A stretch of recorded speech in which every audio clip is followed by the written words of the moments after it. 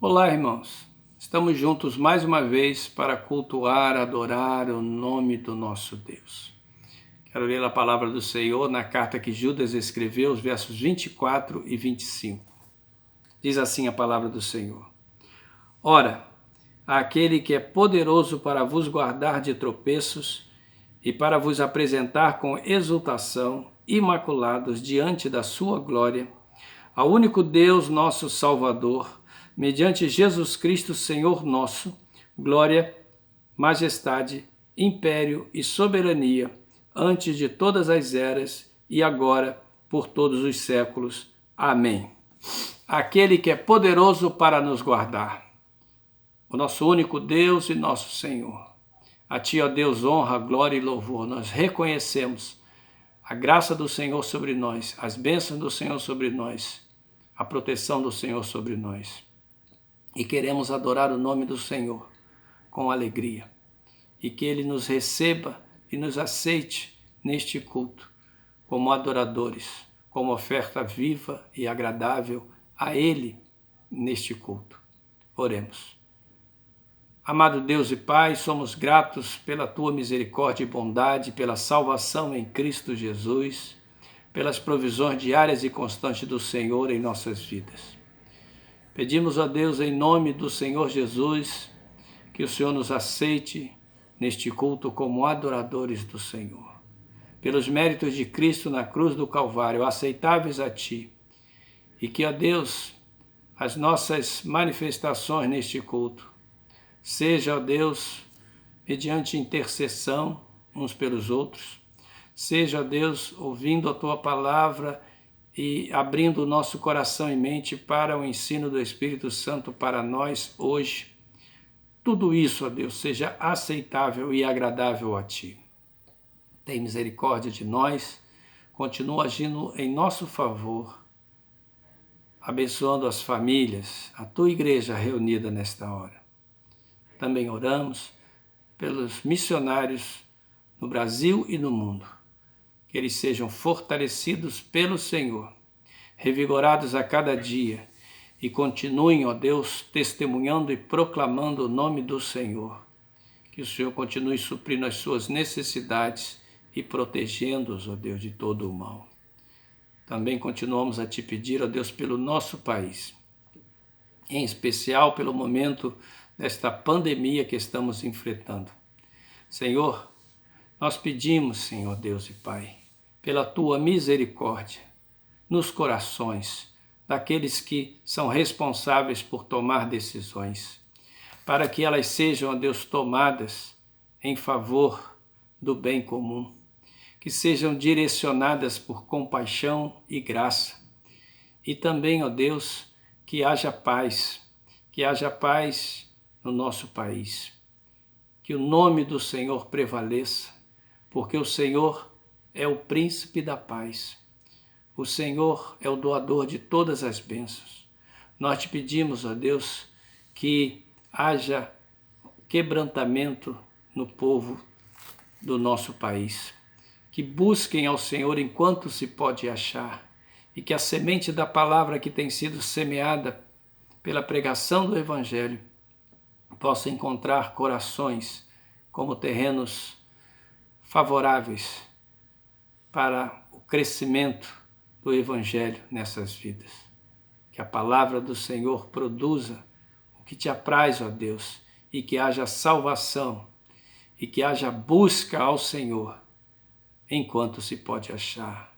A palavra assim o diz, e é pela graça do Senhor que isso se cumpre. Nós oramos, ó Deus, confiadamente no Teu nome, e somos gratos pelas muitas bênçãos do Senhor derramadas em nosso favor. Em nome de Jesus. Amém.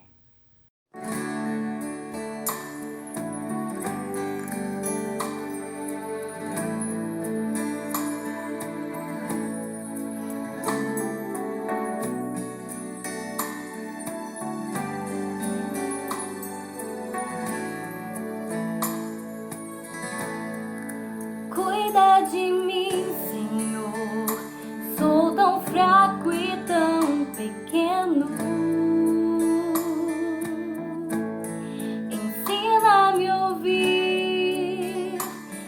fazer a tua vontade. Cuida de mim, Senhor, eu preciso do teu toque.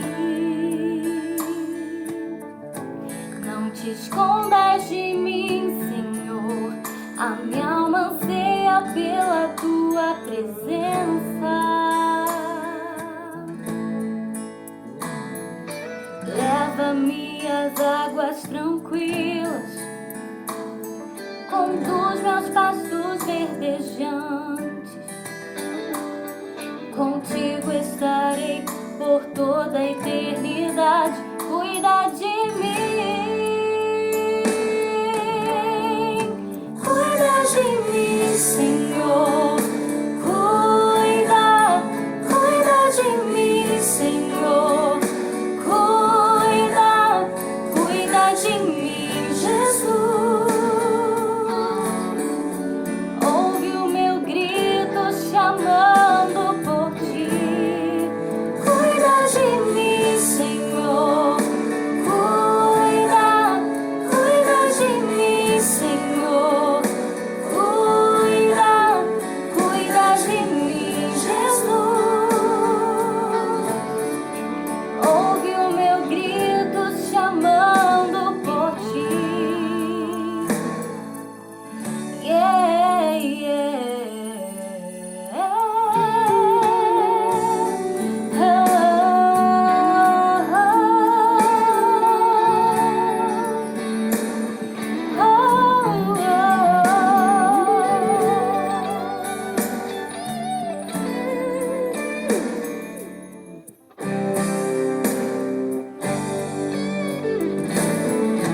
Leva-me às águas tranquilas, conduz meus pastos verdejantes.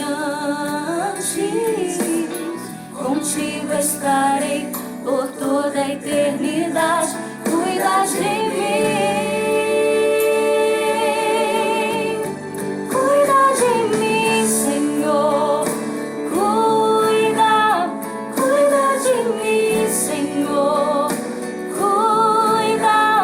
Cuida de mim, Jesus. Ouve o meu grito chamando por ti.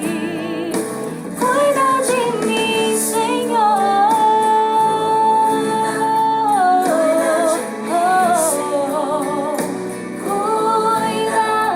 Cuida de mim, Jesus. Ouve o meu grito chamando por ti.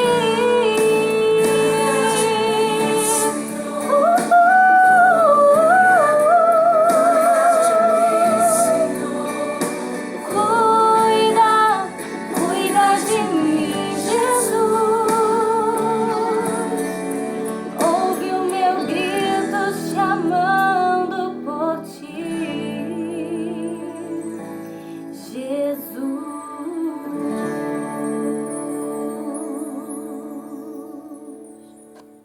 Amados irmãos e irmãs da Igreja Batista do Malher, é mais uma vez um prazer estar com os irmãos, podendo compartilhar a palavra de Deus neste culto de oração. E texto proposto para esta noite é Lucas, capítulo 18, verso 9 ao 14.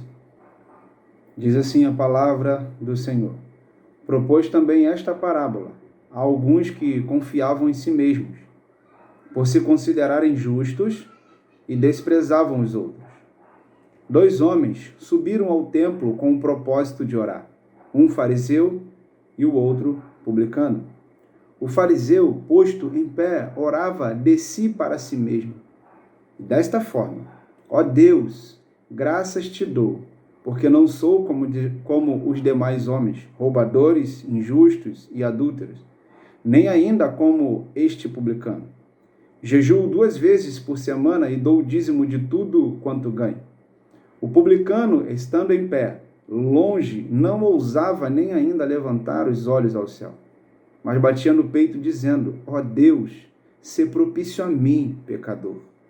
Digo-vos que este desceu justificado para a sua casa, e não aquele, porque todo aquele que se exalta será humilhado, mas o que se humilha será exaltado.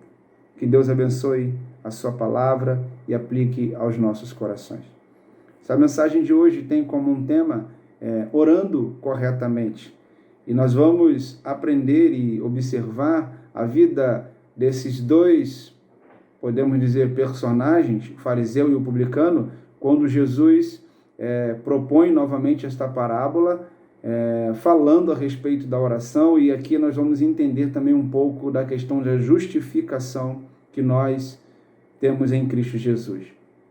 Esta parábola, de certa forma, está ligada com o texto anterior, com a parábola anterior, a parábola do juiz iníquo, que tratava-se também da oração e falando a respeito da oração como um dever nosso para orarmos sempre, para não desanimarmos, não esmorecermos.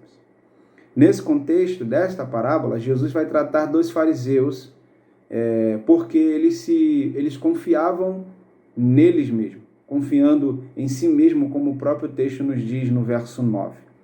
Por que esses homens chamam a atenção é que eles confiavam em si mesmos. Me recordo do texto de Jeremias, capítulo 17, verso 5, quando diz que maldito é o homem que confia no homem e põe a sua confiança na sua carne. Esses homens confiavam neles mesmos, então eles eram malditos porque eles confiavam na própria pessoa deles. E eles confiando em si mesmo, por duas razões, a gente vê no verso 9. Eles se consideravam justos, primeira questão, e em segundo, porque eles desprezavam os outros. Primeiro, consideravam-se justos. A palavra de Deus vai nos alertar tanto no Velho Testamento quanto no Novo, e aí nós pensamos em Romanos capítulo 3, verso 10, que não há um justo nenhum sequer. Não há ninguém que busque a Deus. Segunda questão é que eles desprezavam os outros. Por se considerarem justos, eles desprezavam as pessoas, desprezavam os demais. E aí nós lembramos do texto de Filipenses, capítulo 2, verso 3, quando Paulo, escrevendo, inspirado pelo Espírito Santo, diz que nós precisamos considerar os outros superiores a nós. É um grande desafio você olhar para o outro e entender o valor de cada pessoa, entender que cada um tem o seu real valor dentro do reino, a superioridade de cada um, e não desprezarmos os outros por aquilo que às vezes é considerado justo, como aqueles homens no passado, e que de certa forma acontece no meio da vida cristã nos dias de hoje também. Então, esta parábola vai ser colocada como um momento em que haviam dois homens, um fariseu, um publicano, subindo ao templo para orar. O texto vai se desenvolver. O fariseu, para que a gente possa entender e ficar claro para nós, era um grupo religioso, judeus, um grupo religioso judaico da época, em que eles viviam de uma forma tão, vamos dizer assim, intensa na questão da observância da lei, observando a lei, vamos dizer, dizendo-se, cumprindo a lei, e também numa questão da tradição oral judaica. Eles eram considerados religiosos daquele tempo. Então aqueles homens eram muito fixos na questão da lei, de serem justificados por observarem a lei, ou assim pensando, por praticarem a lei. É assim que eles se colocavam. Então Jesus vai fazer um contraste de um homem religioso e vai trazer um contraste de um outro homem chamado publicano, que eram os cobradores de impostos da época, que trabalhavam para o Império Romano, que eram judeus cobrando do seu próprio povo, trabalhando para o Império Romano naquele tempo. Então esses homens cobravam os impostos dos judeus, e nessa cobrança eles davam o imposto que era devido ao Império e ficando com o restante para eles. E muitas das vezes esses impostos eram cobrados de uma forma muito alta, de uma forma muito indevida. Por isso havia essa questão dessa relação muito conturbada entre os judeus e os publicanos. Então Jesus vai fazer esse contraste, mostrando um homem que se considera religioso aos seus próprios olhos, justo aos seus próprios olhos, e um homem que é injusto diante desse homem que se considera justo. Quando a gente olha no verso 11 e 12, a gente vê a oração desse fariseu. Por isso o tema, orando corretamente, a gente vai ver a oração de um fariseu e a oração de um publicano, e a gente vai entender de que forma nós precisamos aprender a orar e orar corretamente diante de Deus. Esse homem, a primeira coisa que o verso 11 diz para nós é que ele orava de si para si mesmo, né? Me fica uma pergunta, nós oramos para quem? Nós oramos para nós mesmos ou nós oramos para Deus? Ele orava de si para si mesmo. Nós oramos para Deus. Então, a quem nós devemos orar? Devemos orar a Deus. Devemos orar buscando a presença de Deus. Devemos orar entendendo que nós estamos falando com Deus. Podemos falar de nós para Deus. Mas nós não oramos para nós mesmos. Porque se orarmos de si para si mesmo, orando para nós mesmos, estamos nos considerando como se fôssemos Deus. Então nós precisamos pensar nisso. Primeira coisa que a gente observa nessa questão do fariseu, que ele orava de si para si mesmo. O equívoco da parte desse fariseu. Uma outra coisa, que esse homem, ao orar neste propósito da oração, ele diz que ele se considerava na seguinte questão: eu não sou como os outros. Ele, diante da oração, ele vai dizer que ele não era como os outros. Os outros quem? Os pecadores. O texto vai dizer que, ele mesmo falando, que esses pecadores eram os roubadores, os injustos, os adúlteros, e ele vai apontar, e nem mesmo como este publicano. Jesus, relatando esta parábola, trazendo esse ensinamento espiritual, mostra isso. Esse homem se considerava que ele não era como os outros. Me chama a atenção a sua altivez do coração. Um homem de coração altivo, um homem soberbo, né? Pensa uma outra questão aqui, esse homem não se considerava um pecador, porque pecador era o outro, e ele não, ele era diferenciado, podemos pensar assim. De uma outra questão também que me chama a atenção é que esse homem agrediu verbalmente ao publicano. Queridos, há muitas pessoas religiosas que não se consideram como os outros. Existem muitas pessoas religiosas que são altivas, né? Têm os seus corações tão soberbos, egoístas, com tamanha falta de humildade, porque confiam nas suas próprias justiças, nas suas obras religiosas. Esse homem era um religioso, né? Mas de fato as suas obras eram mortas, porque o verso 12 vai dizer, esse homem descrevendo a sua justiça, ele vai dizer que ele jejuava 2 vezes por semana. E é interessante que os comentários vão dizer que os judeus, de uma certa forma, tinham a obrigatoriedade de jejuarem uma vez, que era no dia do perdão. E eles, os fariseus, além desse dia do perdão, eles jejuavam todas as segundas e quintas-feiras como uma tentativa deles de alcançar, vamos pensar assim, facilmente a graça de Deus. Há muitas pessoas que vivem uma vida religiosa tão intensa, achando que a sua religiosidade vai fazer dele alcançar a graça de Deus. E é um equívoco. Nós não alcançamos a graça de Deus pela nossa religiosidade. Nós alcançamos a graça de Deus mediante a fé em Jesus, mediante a graça que é dele, que é o favor imerecido. A gente entende isso. Então, a gente vê recordando o texto de Efésios, capítulo 2, verso 8. Pela graça sois salvos. É mediante a fé. Mediante a fé em Jesus. Não vem das obras, não vem das nossas obras, para que ninguém se glorie. Podemos jejuar? Podemos e devemos jejuar, sim. Mas isso não irá fazer de nós para que possamos alcançar a graça de Deus.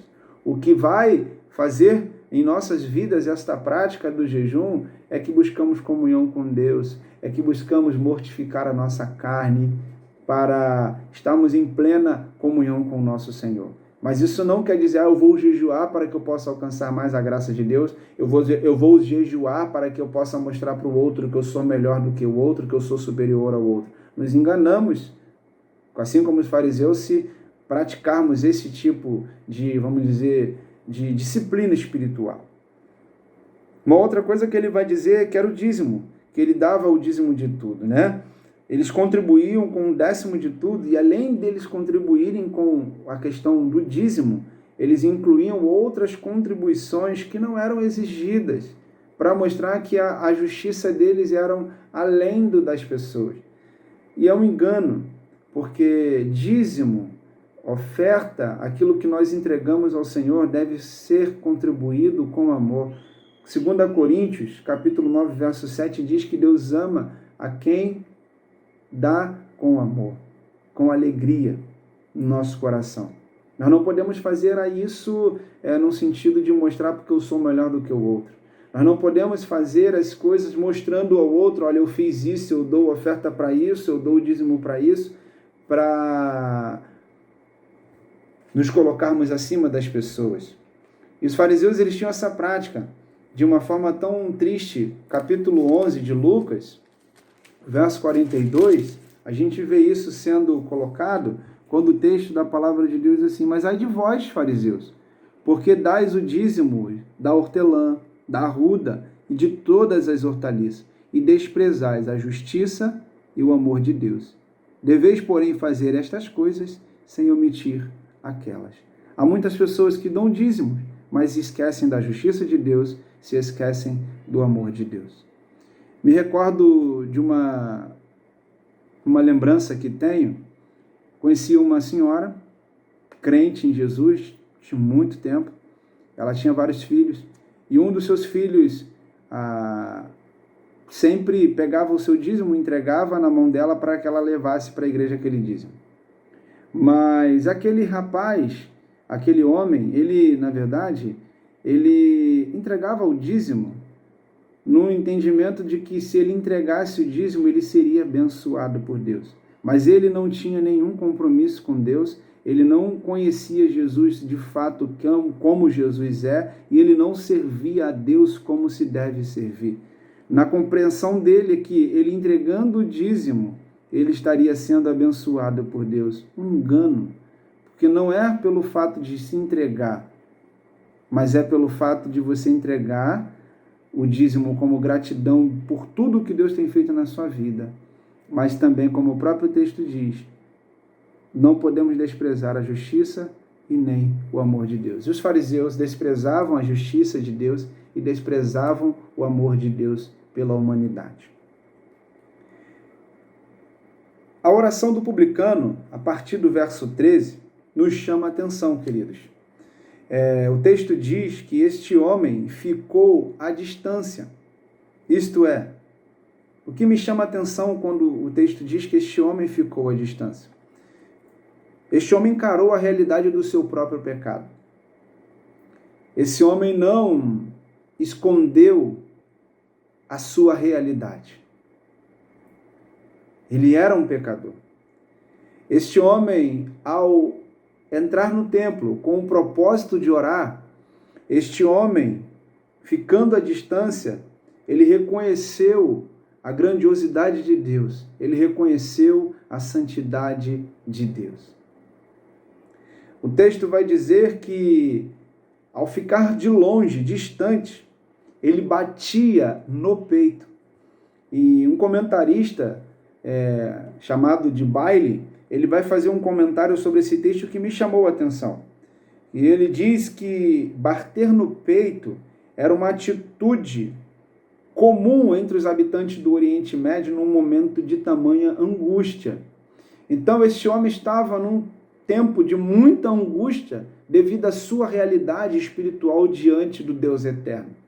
Ele estava angustiado pela sua realidade espiritual, se considerando um pecador. Ele não fugiu da sua realidade. Ele reconheceu a grandiosidade de Deus. Com isso, ele bate no peito, vendo a sua angústia, dos seus pecados, da sua miséria, diante desse Deus grandioso que é santo e poderoso.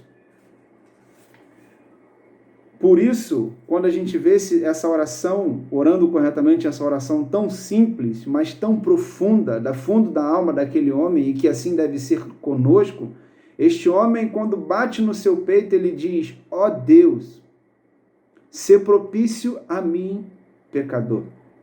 Isto é, ó Deus, tenha misericórdia de mim, porque eu sou um pecador. Esse homem vai pedir a misericórdia de Deus. Este homem vai pedir o perdão de Deus para a sua vida. Este homem vai pedir a graça de Deus para a sua vida, porque ele se reconhece um pecador diante do Deus Santo, do Deus Eterno. Um sinal de humildade, um sinal de que havia arrependimento no coração desse homem. Logo, irmãos, fica para nós a importância de nós orarmos corretamente. Não é o fato de falarmos bonito que Deus vai ouvir e vai receber a nossa oração. Não é o fato de acharmos que somos religiosos, que estamos orando corretamente. Nós precisamos orar, de fato, com aquilo que vai em nosso coração. Precisamos orar como este homem, reconhecendo quem nós somos e reconhecendo quem é Deus. Humildade e arrependimento. E fica para nós uma conclusão profunda do verso 14, quando Jesus termina dizendo que aquele homem publicano desceu justificado para sua casa. Porque todo aquele que se exalta será humilhado, mas aquele que se humilha será exaltado. Nesta parábola sobre oração, nós podemos dizer também que é uma parábola que trata da justificação pela fé. A justificação, queridos irmãos, é um ato de Deus. Romanos capítulo 8,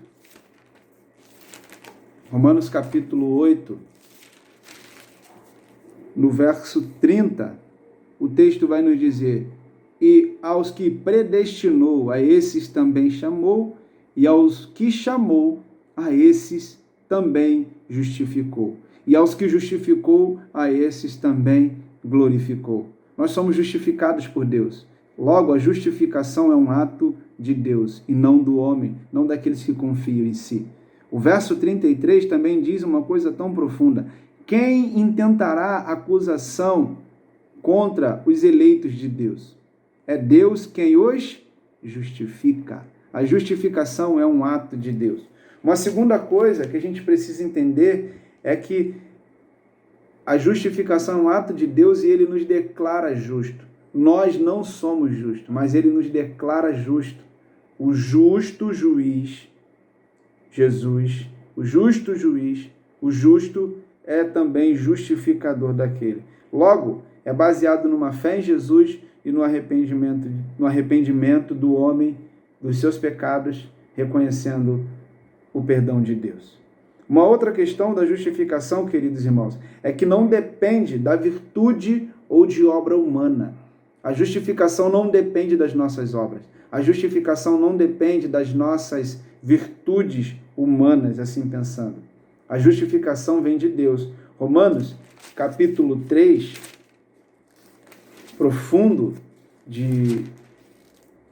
Romanos, capítulo 3, verso 20 e o verso 26 diz: visto que ninguém será justificado diante dele por obras da lei, em razão de que pela lei vem o pleno conhecimento do pecado. Nós não somos justificados diante de Deus pela lei. O verso 26 vai dizer para nós que, tendo em vista a manifestação da sua justiça no tempo presente, por ele mesmo ser justo e o justificador daquele que tem fé em Jesus. Deus é justo e Ele é justificador daqueles que têm a fé exclusiva em Jesus Cristo. Logo, irmãos, termino esta reflexão lembrando do texto de do texto de Tiago: humilhai-vos debaixo da potente mão de Deus, o qual ao seu tempo vos exaltará. Precisamos orar corretamente. Precisamos aprender a orar e a orar de forma que glorifique a Deus. Logo, não ore de si mesmo. Logo, não confie em si mesmo. Logo, não despreze os outros. Não considere-se justo aos seus próprios olhos. Mas precisamos sempre lembrarmos de que somos pecadores e que precisamos do eterno, que precisamos da redenção em Jesus, que precisamos entender que nós somos justificados pela fé em Jesus. Não vem de nós, mas é um dom de Deus. Que Deus nos abençoe, que Deus possa aplicar a sua palavra no meu coração e no seu coração, e que a cada momento possamos orar, mas orar corretamente. Amém. Deus te abençoe, querido.